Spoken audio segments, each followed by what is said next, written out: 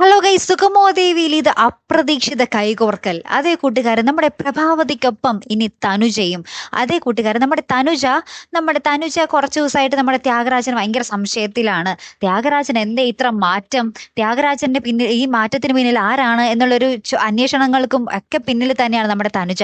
അങ്ങനെ ഏറ്റവും ഒടുവിൽ നമുക്ക് അറിയാൻ സാധിക്കുന്നുണ്ട്, നമ്മുടെ ചന്ദ്രോത്ത് കുടുംബം തന്നെയാണ്, നമ്മുടെ പ്രഭാവതിയുടെ ആ ഒരു ഗുണ്ടകൾ തന്നെയാണ് നമ്മുടെ ത്യാഗരാജനെ അപകടപ്പെടുത്തിയെന്നൊക്കെ നമ്മുടെ തനുജ അറിയുന്നുണ്ട്. പിന്നീട് ഇങ്ങനെ അന്വേഷണം മുറുകുമ്പോൾ നമ്മുടെ ത്യാഗരാജന്റെ ഗുണ്ടകളുടെ അടുത്ത് അന്വേഷിക്കുമ്പോഴായിരിക്കും തന്നെ കൊല്ലാനൊക്കെ ശ്രമിച്ചത് ത്യാഗരാജനാണെന്നുള്ള ഞെട്ടിക്കുന്ന സത്യം നമ്മുടെ തനുജ അറിയാൻ പോകുന്നത്. ആ ഗുണ്ടകളുടെ വായിൽ നിന്നും അബദ്ധവച്ചാൽ വീടുന്ന വാക്കുകളിൽ നിന്നും നമ്മുടെ തനുജയ്ക്ക് വ്യക്തമാകുന്നുണ്ട് അന്ന് തന്നെ കൊല്ലാൻ അയച്ചതും ത്യാഗരാജനും ത്യാഗരാജന്റെ ആളുകളുമാണെന്നുള്ളൊരു കാര്യം വ്യക്തമാകുന്നുണ്ട്.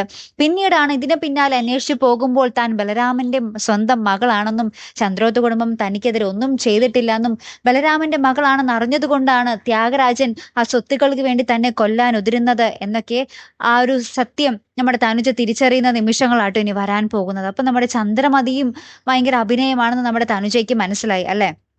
ഈ ചന്ദ്രമതി സത്യങ്ങൾ അറിഞ്ഞിട്ടും പിന്നെ എന്തിനു ചന്ദ്രോത്ത് വീട്ടുകാരോട് ദേഷ്യം കാണിക്കണം? ഒരു തെറ്റും ചെയ്യാതെ സിദ്ധാർത്ഥൻ ചന്ദ്രോത്ത് വീട്ടുകാരും ഇത്രയൊക്കെ അനുഭവിച്ചത് പോരെ? അപ്പൊ വീണ്ടും വീണ്ടും ഈ ക്രൂരതയ്ക്ക് അവർ കൂട്ടുനിൽക്കാൻ, ചന്ദ്രമതിക്ക് കൂട്ടുനിൽക്കാൻ ഇനി തനുജ ഇല്ല. ഇനി തനുജ പ്രഭാവതിക്കൊപ്പം കൈകോർക്കുന്ന ഒരു നിമിഷങ്ങൾ തന്നെ ആയിരിക്കും കൂട്ടുകാരെ നമുക്ക് കാണുവാൻ സാധിക്കുന്നത്. പ്രേക്ഷകരൊക്കെ ഒരു ഞെട്ടിക്കുന്ന ഒരു വഴിത്തിരിവ് തന്നെയാട്ടോ വരാൻ പോകുന്നത്. മറക്കാതെ കാത്തിരുന്ന് കാണാൻ. അടുത്തൊരു വീഡിയോയുമായി വരുന്നത് വരയ്ക്കും. Good bye.